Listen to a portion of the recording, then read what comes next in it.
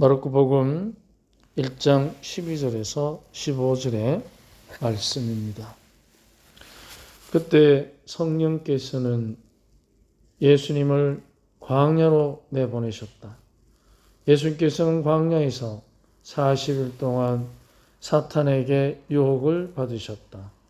또한 들짐승들과 함께 지내셨는데 천사들이 그분의 시중을 들었다. 요한이 잡힌 뒤에 예수님께서는 갈릴레아로 가시어 하느님의 복음을 선포하시며 이렇게 말씀하셨다. 때가 차서 하느님의 나라가 가까이 왔다. 회개하고 복음을 믿어라. 주님의 말씀입니다.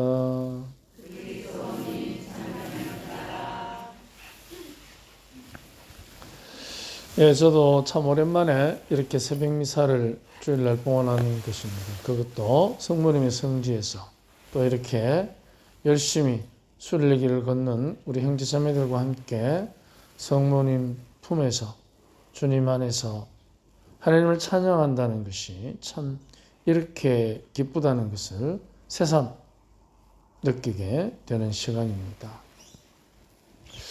우리는 가끔 유혹을 받습니다. 근데 우리는 유혹을 받으면 달콤합니까? 두렵습니까? 달콤하지 않습니까?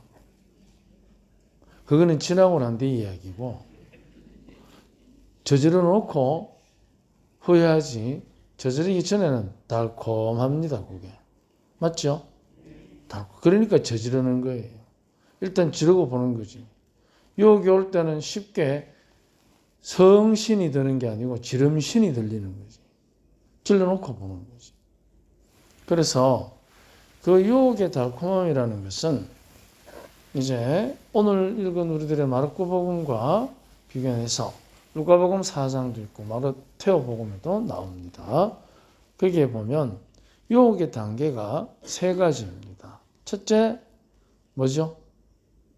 루카복음 4장 1절 13절에 유혹의 이야기 보면 예수님께서 40일 동안 단식하시고 난 뒤에 사탄이 나타나서 첫 번째 어떻게 유혹합니까? 이 돌들어 빵이 되게 하라. 우리는 대부분 음식을 입으로 맛보기 전에 뭐로 먼저 맛봅니까? 눈으로 맛봅니다. 이 본다는 게 굉장히 중요한 것입니다. 우리도 지금 보고 있지 않습니까?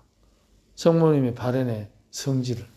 그렇기 때문에 본다는 것은 굉장한 메시지가 담겨 있습니다. 그리고 그 본다는 것을 통해서 내가 살아있다는 사실을 의욕적으로 확인하는 것입니다. 그래서 우리는 누구나가 의욕은 다 갖고 있습니다. 의욕이 없는 사람은 없습니다. 그렇기 때문에 하느님께서 주신 우리 생명의 힘을 표현하는 데는 우리 각자가 자기 삶의 궤적에 따라서 환경에 따라서 가지고 있는 의욕에 의해서 자기를 드러냅니다. 예수님 역시 마찬가지입니다. 40일 동안 광야에서 탄식하시면서 성령 안에서 들짐승과 함께 천사들의 시중을 받으며 지내십니다. 바로 당신이 하느님의 아들임을 드러내는 표시입니다. 그런데 악마가 나타납니다. 봅니다. 악마도 보고 예수님도 보고 우리 마찬가지예요. 악마도 나를 보고 나는 눈으로 보지는 못하지만 심리적으로 영적으로 유혹이 오는구나 느끼게 됩니다. 그래서 유혹은 첫 번째 내가 알고 내가 좋아하는 선호하는 호감이 가는 감각을 통해서 유혹이 시작됩니다. 여러분 지금 옷을 자기가 각자 입으셨는데 지금 그 입고 있는 옷이 좋아하는 옷입니까? 아니면 내일 입기 싫어서 내버릴 옷입니까? 바로 그겁니다. 우리는 좋아함을 통해서 즉 하고 싶음을 통해서 유혹받습니다. 근데 주님께서 분명히 말씀하십니다. 사람이 빵으로만 살지 아니하고 무엇으로 산다고요? 하느님의 입에서 나오는 모든 말씀으로 산다. 바로 그것은 이제 하고 싶은 것이 하느님의 입에서 나오는 모든 말씀으로 살기 때문에 무엇으로 변화시키느냐? 해야 할 바로 보아야 할 것을 보고 들어야 할 것을 듣고 해야 할 말을 하는 것으로. 이게 바로 이제 유혹을 이길 수 있는 축복입니다. 우리는 각자가 다 할 일이 있습니다. 아버지로서, 어머니로서. 하느님께서 주셨기 때문에 하느님께서도 그 자유롭게 행하는 행사권을 거두어 가시지 않습니다. 심지어 악마에게도. 악마를 창조하셨기 때문에 악마는 하느님을 거부하도록 모든 것을 유혹하는 계략을 꾸미게 됩니다. 그것이 악마의 특징입니다. 그래서 우리는 첫째, 내가 알고 있는 감각적 인식을 통해서, 욕구를 통해서 유혹받습니다. 두 번째, 악마는 이제 예수님을 어디로 데려가죠? 루카복음에 보면 높은 산으로. 그래서 이 세상을 내가 받았으니까 내가 받은 것이 당신에게 어떻게? 주는 것이요. 나에게 절하시오. 그런데 여기에서 이제 악마가 계략을 꾸미다 보니까 착각하는 게 있습니다. 자기 건 줄 압니다. 누구 거죠? 하느님의 것입니다. 그래서 우리가 교만에 하고 싶은 것, 하고 싶어 죽는 것만 하다 보면 교만에 휘둘리기 때문에 이제 할 수밖에 없는 생각을 해야 됩니다. 그것이 자기 것처럼. 해야 할 바를 생각하는 것이 아니라 할 수밖에 없는 생각을 하는 것입니다. 그래서 이게 다 자기 거야. 마음대로 주고받을 수 있다는 거죠. 그러나 그것은 악마의 착각. 바로 뭐냐면 우리가 하고 싶어 죽을 때, 하고 싶어서 못 견딜 때 우리는 마치 하지 말아야 될 일이지만 해도 되는 것처럼 착각하는 것입니다. 이게 유혹의 두 번째 단계. 세 번째는 이제 성전 꼭대로 데려갑니다. 뛰어내려 보시오. 바로 그것은 이제 교만의 극치를 표현하는 것입니다. 뭐냐? 하느님을 시험하는 거예요. 우리도 그럴 때가 있습니다. 왜 저에게 이런 시련을 주십니까? 내가 로또를 사면 지금 당장 돈이 좀 필요하니까 하느님께서 번호 맞춰주시겠지. 요거는 기적이 아니고 마술. 왜? 돈이니까 그런 뜻이 아니라 우리 각자가 살다 보면 마술처럼 이 현실이 판이 뒤집기를 바랄 때가 있을 것입니다. 그게 돈이든 권력이든 질병이든 판을 뒤집으려고 달라듭니다. 그런데 문제는 내가 혼자 사는 것도 아니고 더불어 살기 때문에 더불어 사는 각자에게 각자 나름의 책임이 있습니다. 그것을 우리는 사회의 공공성이라고 얘기합니다. 공적인 책임이 있습니다. 아버지는 아버지 책임이 있고 어머니는 어머니의 책임이 있습니다. 그렇기 때문에 그 책임을 서로가 잘 할 수 있도록 내가 도와줄 때, 기여할 때, 그때서야 비로소 마술 같은 판이 뒤집히는 것이 아니라 마치 바늘구멍에 뚝이 무너지는 것처럼 서서히 변화가 일어나는 것입니다. 이것을 우리는 사랑이라고 얘기합니다. 그렇다면 유혹을 받으면 두려워할 것이 아니라 뭔가 변화의 때가 오는구나. 그걸 우리는 요즘 말로 루틴이라고 얘기합니다. 루틴. 아시죠?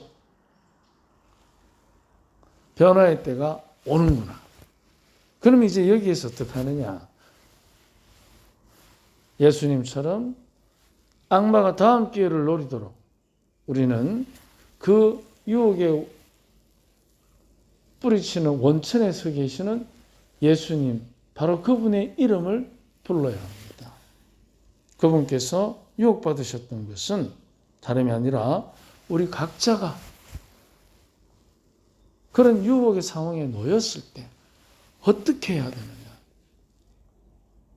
나보다 좀 센 권력을 가진 사람한테 찾아가고 나보다 돈 많은 사람에게 의탁하고 나보다 더 건강한 사람 주먹의 힘을 빌리고 이래가지고는 해결될 조짐이 없을 것입니다.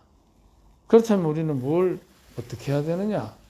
바로 하느님의 입에서 나오는 모든 말씀으로 살아가는 그 삶의 지혜. 그럼 하느님의 입에서 나오는 모든 말씀으로 사는 사람은 다름이 아니라 회개하고 복음을 믿는 것입니다.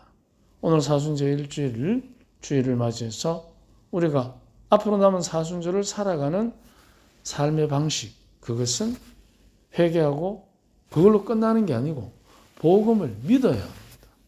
그래서 이게 회개하고 복음을 믿는 거하고 이거는 상호작용을 합니다.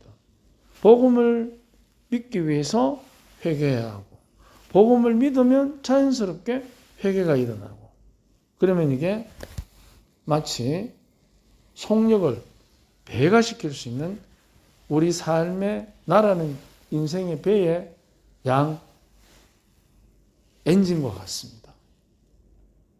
회개하면 당연히 복음을 믿게 돼 있고 복음을 믿으면 영원한 생명에 대한 희망이 모든 세속적인 삶에서 오는 지친 영혼, 힘든 마음을 위로하고 치유하기 때문에 그때부터 복음의 힘이 싹이 트기 시작합니다. 그래서 사순절은 복음의 싹을 틔우고 우리가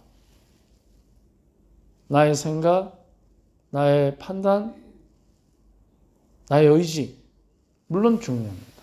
그래서 나의 의지와 나의 판단과 생각을 우리는 모든 사람이 의욕이 있기 때문에 하느님께서 창세기 2장 7절에 보면 흙의 먼지로 사람을 빚어 만드시고 숨을 불어넣으셨다 하셨기 때문에 그 생명의 숨결로 우리는 힘이 있습니다. 의욕이 있습니다. 그런데 의욕이 나와 더불어가는 살아가는 사람들에게 헌신하고 그들에게 선한 영향을 미치면 열정이 됩니다. 그걸 우리는 사랑이라. 그럼 사랑에는 반드시 따라오는 것이 희생입니다. 희생 없는 사랑은 사실은 마술입니다. 그런데 반대로 우리가 희생을 하지 않고 내 의욕을 드러낼 때 자칫하면 우리는 자기만을 위한 의욕적 선택을 할 때가 있습니다. 그것을 우리는 욕심이라 합니다. 그래서 열정과 욕심은 다르죠. 그 한가운데 뭐가 있느냐? 사랑이라는 이름의 희생의 가치가 피어나게 되는 것입니다. 그래서 특히 우리가 순례의 길을 걸으면서 그동안 우리 가족 또는 우리 이웃에 가까운 사람들을 위해서 제대로 희생하지 못했던 점들을 오늘 하루 한번 생각해 보면서 우리가 순례 오늘 이 파티마 성지를 치유라고 했잖아요. 희생하지 못함에 대한 회개로 나와 함께 했던 다른 모든 가족, 이웃들이 치유받을 수 있도록 오늘 하루 사순 일주일을 거룩하게 지내도록 합시다. 아멘.